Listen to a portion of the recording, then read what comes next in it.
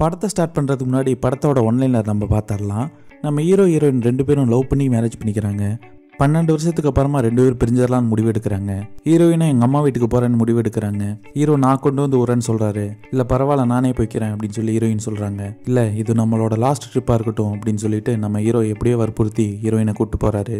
அப்படி இவங்க 2 பேரும் போகிற நேரம் திடீர்னு கார் ரிப்பேர் ஆகுது. இதனால ஹீரோயினும் அங்கே வர ஒரு ட்ரக்கில் ஏறி போயிடுறாங்க. நம்ம ஹீரோவும் காரை ரெடி பண்ணிட்டு போய் பார்க்குறாரு. அங்கே ஹீரோயினை காணோம். அப்படி ட்ரக்கில் போன நம்ம ஹீரோயின் எங்கே போனாங்க, 12 வருஷத்துக்கு அப்புறம் இவங்க ஏன் டைவர்ஸ் வாங்குறாங்க அப்படிங்கிறத விறுவிறுப்பாக நல்லா இன்ட்ரெஸ்டிங்காக சொன்ன படம் தான் விடாமுயற்சி. சரி வாங்க படத்தை பார்க்கலாம். படத்தோட ஸ்டார்டிங்லேயே அஜர்பைஜான் நாட்டை தான் காட்டுறாங்க. இவர் தான் நம்ம ஹீரோ அர்ஜுன், இவங்க ஹீரோயின் கையல். 2 பேரும் ஏதோ வெக்கேஷன் கிளம்புற மாதிரி பெட்டு பிடிக்கலாம் எடுத்து வச்சு கிளம்பிட்டு இருக்காங்க. அப்படியே சீனை கட் பண்ணி 12 வருஷத்துக்கு முன்னாடி தான் காட்டுறாங்க. நம்ம ஹீரோ ஹீரோயின் 2 பேருக்கு கல்யாணம். 2 பேர் லவ் பண்ணி மேரேஜ் பண்ணவங்க, அதனால ரொம்ப சந்தோஷமா இருக்காங்க. அப்படியே லைஃப் போகுது. அப்படியே 3 வருஷம் ஆகுது. நம்ம ஹீரோயின் கையில இப்போ பிரெக்னெண்டா இருக்காங்க. நம்ம ஹீரோவை செம்ம சந்தோஷமா இருக்காரு. ஆனா அவர் சந்தோஷம் ரொம்ப நாள் நீடிக்கல. நம்ம ஹீரோயின் கையில் பாத்ரூமில் வலிக்கு விழுந்தனால அவங்க குழந்தை அபார்ட் ஆயிடுச்சு. அது மட்டும் இல்லாமல் இனிமேல் அவங்களால குழந்தை பெற்ற முடியாதுன்னு சொல்லி டாக்டர் சொல்கிறாங்க. இதனால் நம்ம ஹீரோயின் நம்ம ஹீரோ கிட்ட பேசுறதே நிறுத்திட்டாங்க.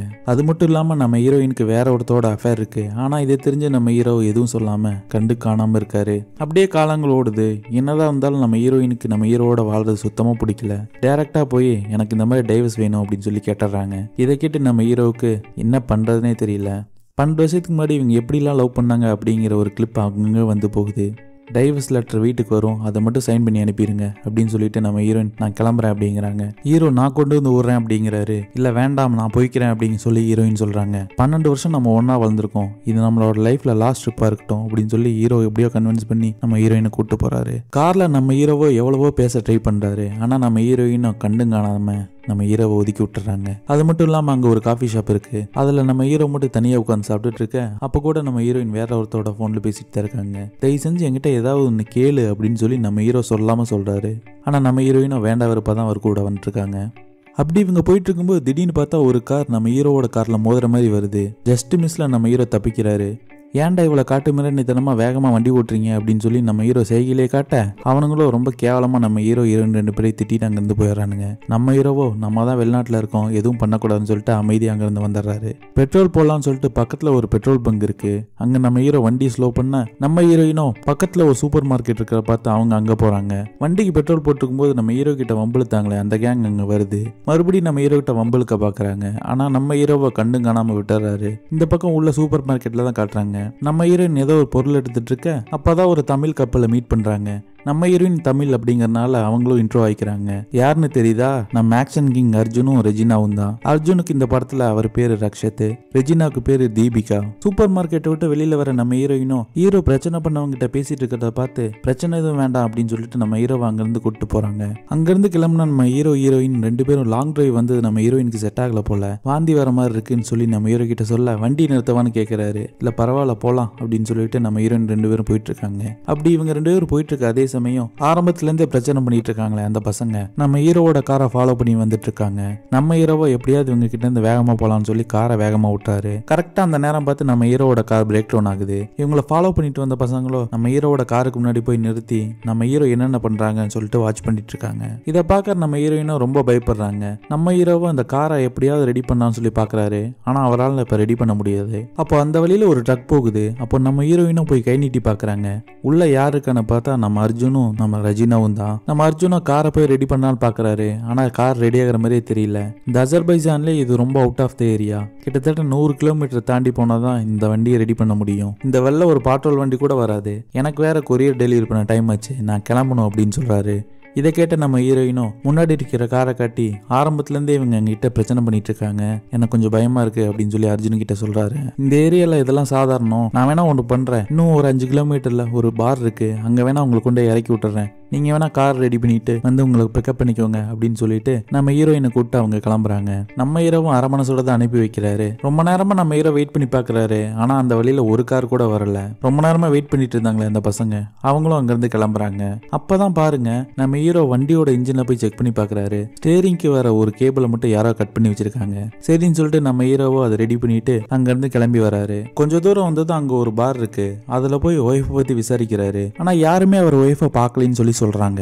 இதை கேட்டு நம்ம ஹீரோக்கு ஒரே சந்தேகம், எப்படி இங்க தானே கூட்டு வந்து விடுறேன்னு சொன்னாங்க, அப்படி எங்க போயிருப்பாங்க அப்படின்னு சொல்லிட்டு. இருந்தாலும் அங்க வேலை செய்யறவர்கிட்ட என் ஒய்ஃப் இங்க வந்தாங்கன்னா வெயிட் பண்ண சொல்லுங்க அப்படின்னு சொல்லிட்டு கார் எடுத்துட்டு அவர் கிளம்புறாரு. கொஞ்ச தூரம் வந்ததும் நம்ம ஹீரோயின் ஏறி போன அந்த ட்ரக்கை பாத்துறாரு. ட்ரக்கு கிட்ட போய் ட்ரக்கை நிறுத்துங்கன்னு சொன்னா நம்ம அர்ஜுனும் ட்ரக்கை நிறுத்தாம வேகமா ஓட்டிட்டு போறாரு. நம்ம ஹீரோவோ நிறுத்துங்கன்னு சொல்லிட்டு ஒரு கட்டத்துல எப்படியோ லாக் பண்ணி ட்ரக்கை நிறுத்திடுறாரு. நம்ம ஹீரோவோ அர்ஜுன் கிட்ட எங்க என் ஒய்ஃப் அப்படின்னு சொல்லி கேட்க அப்பதான் நம்ம அர்ஜுன் ஒரு ஷாக் கொடுக்குறாரு. என்னது ஒய்ஃபா, உங்களை நான் பார்த்ததே இல்லையே அப்படின்னு சொல்லிட்டு நம்ம ஹீரோக்கு செம்ம காண்டாகுது. இப்பதானே என் கார் ரிப்பேர் ஆயிருக்குன்னு சொல்லிட்டு என் ஒய்ஃபை உங்க கூட வண்டியில ஏத்தி விட்டேன், உங்க ஒய்ஃப் கூட இருந்தாங்களே எங்க அவங்க அப்படின்னு கேட்கறாரு. ஒய்ஃபா, எனக்கு யாரும் ஒய்ஃப் எல்லாம் இல்ல அப்படின்னு சொல்லிட்டு நம்ம அர்ஜுன் சொல்ல நம்ம ஹீரோ ஒரு கட்டத்துல டென்ஷன் ஆகி நம்ம அர்ஜுன் கிட்ட சண்டை போட கரெக்டா அங்க அந்த டைம் பார்த்து போலீஸ் வந்துடுறாங்க. நம்ம ஹீரோவை அந்த போலீஸ் கிட்ட நடந்த உண்மையெல்லாம் சொல்றாரு. ரக்ஷித்தோ நான் இவரை இதுக்கு முன்னாடி பார்த்ததே இல்லைன்னு சொல்ல அந்த போலீஸ்காரர் ட்ரக்கை ஃபுல்லா தேடி பாக்குறாரு. நம்ம ஹீரோயினையும் காணோம், அதே மாதிரி ரக்ஷத்தோட ஒய்ஃபையும் காணோம். இப்பதான் நம்ம ஹீரோவுக்கு புரியுது நம்ம அர்ஜுன் ஏதோ ஒரு பெரிய கேம் விளையாடுறாரு அப்படின்னு சொல்லிட்டு. இருந்தாலும் அவரால் அதை ப்ரூவ் பண்ண முடியல. இதனால போலீஸ்காரங்களும் நம்ம அர்ஜுன் அங்கிருந்து போக விட்டுறாங்க. அந்த போலீஸ்காரரும் என்னோட ஹையர் அபிஷியலுக்கு ஃபோன் நம்பர் தரேன்னு சொல்லிட்டு ஒரு உயர் அதிகாரியோட நம்பரை கொடுத்துட்டு அவர் அங்கிருந்து போயிடுறாரு. இங்கிருந்து நேரா போற நம்ம ஹீரோவோ அவர் உயர் அதிகாரியை பார்த்து கம்ப்ளைண்ட் கொடுக்குறாரு. அதுல அவர் சில கேள்வி எல்லாம் கேட்க ஆரம்பிக்கிறாரு. உனக்கும் உன் ஒய்ஃபுக்கும் ஏதாவது பிரச்சனை இருந்ததா, இல்ல உனக்கு இதுக்கு முன்னாடி ஏதாவது ஒரு அஃபேர் இருந்ததா, இல்ல உன் ஒய்ஃபுக்கு ஏதாவது ஒரு அஃபேர் இருந்ததா அப்படின்னு சொல்லி அடுக்கடுக்க கேள்வி கேட்கறாரு. இந்த கேள்விக்கெல்லாம் ஒரு கட்டத்துக்கு மேல நம்ம ஹீரோவால பதில் சொல்ல முடியல. அதனால கம்ப்ளைண்ட் மட்டும் கொடுத்துட்டு அங்கிருந்து அவர் கிளம்பி வந்துடுறாரு. திருப்பி அதே பாருக்கு வர நம்ம ஹீரோவா மறுபடியும் அங்க இருக்கிற எல்லாத்துக்கிட்டையும் விசாரிக்கிறாரு. பாத்ரூம்லாம் போய் செக் பண்ணி பாக்குறாரு. ஆனா எந்த குழுவும் கிடைக்கல. ஆனா அங்க இருக்கிற எல்லாத்தையும் பார்த்தா திருட்டு பசங்க மாதிரி இருக்கு. ஒரு கட்டத்துக்கு மேல அந்த பார் ஓனரோ துப்பாக்கியை காட்டி நம்ம ஹீரோவை வெளியில தள்ளி விட வெளியில வர நம்ம ஹீரோவோ அங்க இருக்கிற ஒரு கார் மெக்கானிக்கை பாக்குறாரு. அவர் பார்க்க ஏதோ பைத்தியக்கார மாதிரி இருந்தாலும் அவர் தான் ஒரு சில உண்மை சொல்ல ஆரம்பிக்கிறாரு. உன்னோட ஒய்ஃபை ட்ரக்ல ஒரு ஹஸ்பண்ட் அண்ட் ஒய்ஃப் கூட்டு வந்தாங்க, அவங்க இந்த வழியில தான் போனாங்க அப்படின்னு சொல்லி அந்த பைத்தியக்காரன் சொல்றான். இதை கேட்ட நம்ம ஹீரோவோ அதே திசையை நோக்கி டிராவல் பண்ண ஆரம்பிக்கிறாரு. அவர் அப்படி போன கொஞ்ச தூரத்துல பார்த்தா ஒரு கார் நிக்குது. அந்த கார் வேற எதுவும் இல்ல, ஆரம்பத்துல இருந்தே நம்ம ஹீரோ கிட்ட பிரச்சனை பண்ணாங்களே அவங்களோட கார் தான். அப்படி நம்ம ஹீரோ அந்த காரை பார்த்துட்டு இருக்கும்போது யாரோ ஒருத்தங்க பின்னாடி நம்ம ஹீரோவை தலையில அடிக்கிறாங்க.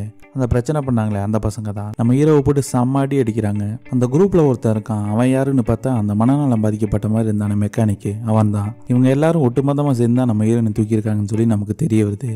அது மட்டும் இல்லாமல் இன்னும் 2 பேர் வர்றாங்க.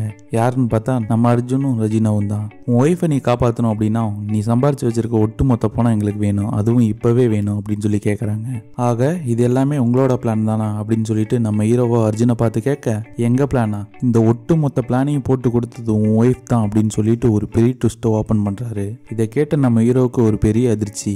உன் ஒய்ஃப் வேற ஒருத்தரோட அஃபேர்ல இருக்காருன்னு உனக்கு தெரியும்ல, நீ உயிரோட இருந்த அப்படின்னா நீ டைவர்ஸும் கொடுக்க மாட்ட, அவ வேற ஒருத்தனோட வாழவும் விட மாட்டேன். அதனாலதான் உன் ஒய்ஃப் உன்னை போட்டு தள்ள சொல்லிட்டா. இப்ப நான் உனக்கு ஒரு ஆஃபர் தரேன், அவ கொடுக்குறேன்னு சொன்ன அமௌண்ட்டோட நீ எக்ஸ்ட்ரா கொடு, நான் அவளை போட்டு தள்ளிடுறேன். அப்படி இல்ல உன்னையும் போட்டு தள்ளுவேன் அவளையும் போட்டு தள்ளுவேன் அப்படின்னு சொல்றாரு நம்ம அர்ஜுன். இதெல்லாம் கேட்குற நம்ம ஹீரோவால நம்ப முடியல. இல்லை என் ஒய்ஃப் அப்படிப்பட்டவ இல்லை அப்படின்னு சொல்லி சொல்றாரு. அப்படிப்பட்டவ இல்லையா, இப்போ நீ வரும்போதே அவ ஏகப்பட்ட பேர்கிட்ட ஃபோன் பண்ணி பேசினாலே அதுவே உனக்கு தெரியலையா அவ எப்படிப்பட்டவ அப்படின்னு சொல்லிட்டு நாங்கள் சொன்ன அமௌண்ட்டை கொடுத்துட்டு அவளை கூப்பிட்டு போ அப்படின்னு சொல்லிட்டு ஒரு டீல் பேசிடுறாங்க. என்னடான்னு பார்த்தா நம்ம ஹீரோ சம்பாரிச்சு வச்சிருக்க ஒட்டுமொத்த பணத்தையும் கொண்டு வந்து கொடுத்தாதான் அவ ஒய்ஃபை விடுவாங்களாமா, அவங்க இருக்கிற இடத்தையும் சொல்லுவேன் அப்படின்னு சொல்லிடுறாரு. அப்படியே இங்கே சீனை கட் பண்ணா நம்ம ஹீரோவை அந்த 4 பசங்க கிட்ட விட்டுட்டு நம்ம அர்ஜுனும் ரெஜினாவும் அங்கேருந்து கிளம்புறாங்க. எங்கடா வராங்கன்னு பார்த்தா அவங்க நம்ம ஹீரோயினை மீட் பண்ணதான். அந்த தீபிகாவோ வந்தவங்க நம்ம ஹீரோயின் கிட்ட என்ன சொல்றாங்க தெரியுமா, உன்னை போட்டு தலை சொன்னதே உன் ஹஸ்பண்டு தான், நீ வேற ஒருத்தரோட அஃபேர்ல இருக்கிறது உன் ஹஸ்பண்டுக்கு தெரிஞ்சிருச்சு, அவருக்கு அது சுத்தமா பிடிக்கல, அதனாலதான் நீ உயிரோடு இருக்கக்கூடாதுன்னு சொல்லி இப்படி பண்றாரு அப்படின்னு சொல்றாங்க. இதை கேட்குற நம்ம ஹீரோயினும் சுத்தமாக நம்பலை, என் ஹஸ்பண்ட் அப்படிலாம் பண்ண மாட்டாங்க அப்படின்னு மாதிரி சொல்கிறாங்க. இந்த ஒட்டுமொத்த பிளானும் அர்ஜுனோடது. ஆனால் அவன் ஹஸ்பண்டு கிட்ட உன் ஒய்ஃப் தான் கொல்ல சொன்னாங்கன்னு சொல்லிட்டு ஒய்ஃப் கிட்ட உன் ஹஸ்பண்ட் தான் கொல்ல சொன்னாங்கன்னு சொல்லி 2 பேருக்கிட்டையும் மாறி மாறி ட்விஸ்ட் பண்ணி விட்டுருக்காரு. அப்படியே இந்த பக்கம் நம்ம ஹீரோவை தான் காட்டுறாங்க. அவர் பேங்க்குக்கு போய் அவரோட ப்ரூஃபெல்லாம் காட்டி ஒட்டுமொத்த பணத்தை எடுத்துட்டு அங்கேருந்து வந்துட்டு இருக்காரு. அப்போ அந்த காரில் இருக்கிறவங்களோ பணத்தை கேட்குறாங்க. நம்ம ஹீரோவோ என் ஒய்ஃபை நான் கண்ணில் பார்க்காம ₹1 கூட கொடுக்க மாட்டேன் அப்படின்ற மாதிரி சொல்லிடுறாரு. இங்கே பாரு, நீ அனாவசியமாக உன் ஒய்ஃபோட உயிரோட விளையாடிட்டு இருக்க, நீ இந்த பணத்தை கொடுக்கலன்னா உன் ஒய்ஃபை நாங்கள் கொலை பண்ணிடுவோம் அப்படின்னு சொல்கிறாங்க. இதை கேட்குற நம்ம ஹீரோவோ என்ன நடந்தாலும் பரவாயில்ல, என் ஒய்ஃபை கண்ணில் பார்க்காம ஒத்த ரூபா கூட கொடுக்க மாட்டேன் அப்படின்னு மறுபடியும் சொல்லுகிறாரு. இதனால அவங்களுக்குள்ள செமையா பிரச்சனை வருது, செமையா சண்டை போட்டுக்கிறாங்க. ஒரு கட்டத்துக்கு மேல அந்த 4 பேர்ல ஒருத்தன் பணத்தை மட்டும் எடுத்துட்டு ஓடிடுறான். ஆனா நம்ம ஹீரோக்கோ இப்ப கையில அந்த ஒட்டுமொத்த காசும் போச்சு, நம்ம ஹீரோயின் இருக்கிற இடமும் தெரியல. என்ன பண்றதுன்னு யோசிக்கிற நம்ம ஹீரோவோ திருப்பி அதே பாருக்கு தான் வர்றாரு. ஏன்னா அந்த பார்ல இருந்த ஒருத்தன் மேல நம்ம ஹீரோக்கு ஆரம்பத்துல இருந்தே சந்தேகம் வந்திருக்கும். அவன் நம்ம ஹீரோ பணத்தை எடுத்து வெளில வரும்போது கூட வெளியில நின்றுப்பான். சரின்னு சொல்லிட்டு அவனை ஃபாலோ பண்ணி பின்னாடியே போறாரு. அந்த வீட்டுக்குள்ள ஒரு வயசான அம்மாவும் அவங்கள பாத்துக்கிறதுக்காக 2 சின்ன பசங்களையும் வேலைக்கு வச்சிருக்காங்க. அது மட்டும் இல்லாம அந்த பார்ல அந்த எல்லாருமே இப்ப அந்த வீட்டுக்குள்ள இருக்காங்க. இதை பார்க்க நம்ம ஹீரோக்கு இன்னும் சந்தேகம் அதிகமாகுது. இவங்களை எப்படியாவது விசாரிச்சோம்னா நம்ம கையில இருக்கிற இடத்த கண்டுபிடிச்சிடலாம் சொல்லிட்டு உள்ள பூந்து செமையா சண்டை போடுறாரு. ஒரு கட்டத்துக்கு மேல அவங்களும் அடி தாங்க முடியாம உண்மையெல்லாம் ஒத்துக்கிறாங்க. 4 கிலோமீட்டர் தள்ளி ஒரு இரும்பு ஃபேக்டரி இருக்கு, அதுலதான் கையில வச்சிருக்காங்க அப்படின்னு சொல்லி உண்மையை சொல்லிடுறாங்க. அங்கிருந்து கிளம்பி வர நம்ம ஹீரோவை கரெக்டா அந்த இரும்பு ஃபேக்டரிக்கு தான் வராரு. ஆரம்பத்துல நம்ம ஹீரோ கிட்ட வம்பிழுத்தாங்களே அந்த பசங்க, அதுல மீதி இருக்க பசங்க நம்ம ஹீரோ கிட்ட செம்மையா சண்டை போடுறாங்க. நம்ம ஹீரோவும் செம்மையா சண்டை போட்டுருக்காரு. இந்த பக்கம் நம்ம அர்ஜுனும் இருந்த தடையுமே தெரியக்கூடாது அப்படிங்கிறதுக்காக லேப்டாப்பு, அங்க இருக்கிற பேப்பரு, ஹார்ட் டிஸ்க் எல்லாத்தையும் போட்டு எரிச்சு அந்த இடத்துல இருந்த தடயத்தெல்லாம் அழிச்சிட்டு இருக்காரு. நம்ம ஹீரோ சண்டை போடும்போது சில விஷயத்த நோட் பண்ணியிருப்பாரு. ஃபேக்டரி சுத்தி எலும்பு கூட எல்லாம் கிடைக்கும். அதெல்லாம் பார்க்கற நம்ம ஹீரோக்கு சந்தேகம் அதிகமாகுது. அது மட்டும் இல்லாம இந்த வெளியில இருக்க ஆளெல்லாம் அடிச்சு போட்டு உள்ள போகும்போது நம்ம ஹீரோவோ தீபிகா கிட்ட மாட்டிக்கிறாரு. தீபிகா கிட்ட செம்மையா சண்டை போட்டு எங்க ஹீரோயின் சொல்லி விசாரிச்சா அவ ஆல்ரெடி நிறைய போயிட்டா அப்படின்னு சொல்லி தீபிகா சொல்றாங்க. இதை கேட்கற நம்ம ஹீரோக்கு இன்னும் டென்ஷன் ஆகுது. மறுபடியும் தீபிகாவோட சண்டை போடுறாங்க. ஒரு கட்டத்துல தீபிகாவோ அங்க பக்கத்துல இருக்க ஒரு ஆசிட் பாட்டில மூழ்கி அவங்க இறந்து போயிடுறாங்க. இதை பார்க்கற நம்ம அர்ஜுனுக்கு ரெஜினாவை பத்தின ஒரு சின்ன பிளாஷ்பேக் ஞாபகம் வருது. இவங்க எல்லாமே மென்டல் ஹாஸ்பிட்டல்ல ஒன்னா இருந்தவங்க. இவங்க எப்ப சிரிப்பாங்க, எப்ப அழுவாங்க, எப்ப கோவப்படுவாங்க அப்படின்னு சொல்லி எந்த ஒரு விஷயமே தெரியாது. இந்த சென்டர்ல ஒன்னா இருந்தவங்க தான் ரெஜினாவும் நம்ம அர்ஜுனும். அதாவது இவங்க எல்லாம் சைக்கோ. இந்த மென்டல் ஹாஸ்பிட்டல்ல இருந்து எப்படியா தப்பிச்சு போகணும்னு சொல்லிட்டு நம்ம ரெஜினாவோ எவ்வளவோ ட்ரை பண்ணியிருப்பாங்க. ஆனா அவங்களால முடிஞ்சிருக்காது. அவங்க அப்பா அம்மாவுக்கு எவ்வளவோ லெட்டர்லாம் போட்டு பார்த்துருப்பாங்க. ஆனா ரெஜினாவோட நிலைமை நினைச்சு அவங்களும் எதுவுமே ரெஸ்பான்ஸ் பண்ணியிருக்க மாட்டாங்க. இப்படிப்பட்ட சூழ்நிலையில எப்படியாவது இங்க இருந்து தப்பிக்கணும்னு சொல்லிட்டு நம்ம ரெஜினாவோ அர்ஜுனோட சேர்ந்து வெளியில தப்பிச்சு வந்திருப்பாங்க. அங்க இருந்து தப்பிச்சு வந்த நம்ம ரெஜினாவோ லெட்டருக்கு ரிப்ளை பண்ணாதனால அவங்களோட ஒட்டுமொத்த குடும்பத்தையும் கொண்டுட்டு இப்ப யாரு இவங்கன்னே தெரியாம ஒரு வாழ்க்கை வாழ்ந்துட்டு இருக்காங்க. இதெல்லாம் நினைச்சு பார்க்கற நம்ம அர்ஜுனும் என் கூட இருந்தவங்க எல்லாம் இறந்து போயிட்டாங்க, அதுக்கெல்லாம் காரணம் நீ தான்டா அப்படின்னு சொல்லிட்டு நம்ம ஹீரோவோட செம்மையா சண்டை போட்டுருக்காரு. உயிர் போற நேரத்துல கூட நம்ம ஹீரோவோ ஹீரோயினை பத்தி எவ்வளவோ கேட்டும் அர்ஜுன் சொல்லாமலே ஒரு மிஷின் மாதிரி இருக்கு அதுல மாட்டி இறந்து போறாரு. இதெல்லாம் பாக்குற நம்ம ஹீரோவுக்கு என்ன பண்றதுன்னே தெரியல. ஏன்னா நம்ம ஹீரோயினுக்காக தான் அவர் இவ்வளவு தூரம் கஷ்டப்பட்டாரு. அது மட்டும் இல்லாம நம்ம ஹீரோவை சுத்தி சுத்தி தேடி பாக்குறாரு. அவருக்கு ஒரு சின்ன எவிடன்ஸ் கூட அந்த இடத்துல கிடைக்கல. ஒரு கட்டத்துக்கு மேல நம்ம ஹீரோவோ ஃபேக்டரிக்கு வெளியில தேடி பார்க்கும்போது அங்க ஒரு நாய் ஏதோ ஒன்று புரண்டிட்டு இருக்கும். அதை பார்க்கற நம்ம ஹீரோவோ நாயை துரத்தி விட்டுட்டு உள்ள போய் பார்த்தா அங்க ஒரு சின்ன ரூம் மாதிரி இருக்கு. அதுக்குள்ள பார்த்தா நம்ம ஹீரோயின் மயங்கி கிடக்குறாங்க. எப்படியோ ஒரு வழியா நம்ம ஹீரோவோ நம்ம ஹீரோயினை காப்பாத்திட்டாங்க. என்னதான் இவ்வளவு பிரச்சனை நடந்தாலும் நம்ம ஹீரோவுக்கோ நம்ம ஹீரோயின் மேல ஒரு சொட்டு காதல் கூட குறைஞ்ச மாதிரியே தெரியல. நம்ம ஹீரோவோ சொன்ன மாதிரியே நம்ம ஹீரோயினை அவங்க அம்மா வீட்டுல விட்டுட்டு திரும்பி வர பாக்குறாரு. ஆனா இதை பார்க்கற நம்ம ஹீரோயினும் ஓடி வந்து கட்டி பிடிச்சு நான் உங்ககிட்ட டைவர்ஸ் கேட்டும் அவன் என்ன கொலை பண்ணிட்டான்னு சொல்லியும் எப்படி நீ என்ன தேடி வந்த அப்படின்னு சொல்லிட்டு நம்ம ஹீரோவை பார்த்து கேட்க, ஏன்னா நான் உன்னை உண்மையா காதலிச்சேன் அப்படின்னு சொல்லி நம்ம ஹீரோ சொல்றாரு. அப்படியே இந்த சீனோட படத்தை இங்க முடிக்கிறாங்க. படம் எப்படி வேற லெவல்ல இருந்துச்சா?